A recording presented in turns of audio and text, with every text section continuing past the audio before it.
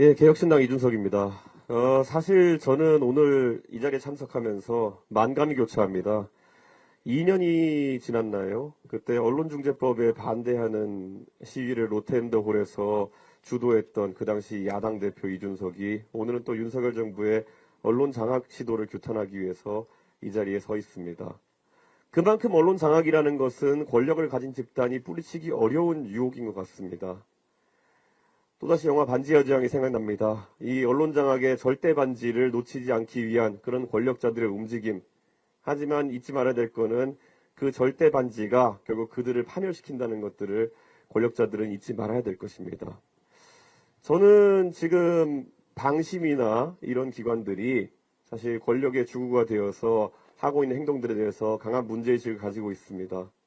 방심위가 어떤 위임받은 대단한 권력을 갖고 있기에 국민들에게 이야기하는 방송인들의 표현의 자유를 제약할 수 있는지, 그리고 그 안에 자의적인 잣대들은 어떻게 동작하고 있는지 이 의회가 집중적으로 감시하고 그에 대한 비판도 해야 될 것으로 생각됩니다. 만약에 방심위에서 언론인들의 개개의 발언을 그렇게 규약하는 분들이 만약에 기회가 주어진다면은 윤석열 정부에 대해서는 몇 점을 내릴지 한번 궁금합니다. 저라면 윤석열 정부에 대해서도 퇴출 명령 경고 내령을 내려주실 것이다. 저는 이렇게 생각합니다. 앞으로 언론 장악을 하는 세력은 그것이 보수 진영이든 진보 진영이든 여든 야든 간에 국민의 심판을 받을 것이 명확합니다. 매번 선거 결과가 그것을 입증하고 있습니다. 언론중재법을 입법하려고 했던 집단은 대선에서 패배했고, 그리고 방송 3법의 입법을 막아세웠던 집단은 총선에서 패배했습니다. 이 간단한 진리를 꼭 깨우쳤으면 하는 생각입니다. 저도 어느 정치인보다도 언론에 의해서 띄워질 때도 있고 또 비판받을 때가 많은 인물입니다. 그러다 보니 그 과정 속에서 깨달은 것이 있습니다.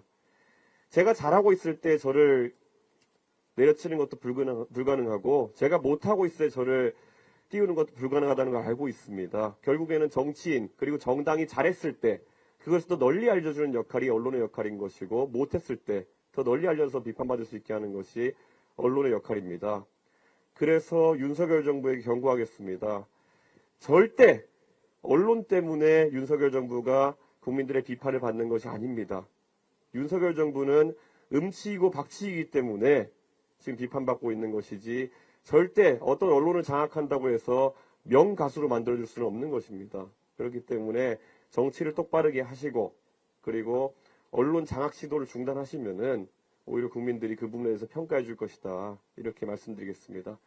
다시 한번 말씀드리지만 개혁신당은 어쩌다 보니 정치의 여정 속에서 항상 언론의 자유를 지키는 방향 속에서 서 있어 왔습니다. 그렇기 때문에 지금까지 21대 국회에 추진되었던 그런 여러 가지 노력에 더해가지고 개혁신당이 창당하면서 사실 다시는 이런 공영방송에 대한 장악 시도가 이어지지 않길 바라는 마음에서 공영방송 사장에 대한 임명 동의제 같은 것을 최우선 과제로 내건 바가 있습니다. 이런 부분도 앞으로 야권의 논의 과정에서 병합해서 저희가 함께 추진해 나갈 수 있었으면 좋겠다라는 말씀으로 제 의견을 마치겠습니다. 항상 언론 노조와 그리고 언론 유관 단체들 그리고 관계자분들의 노력에 개혁신당을 함께 하도록 하겠습니다. 감사합니다.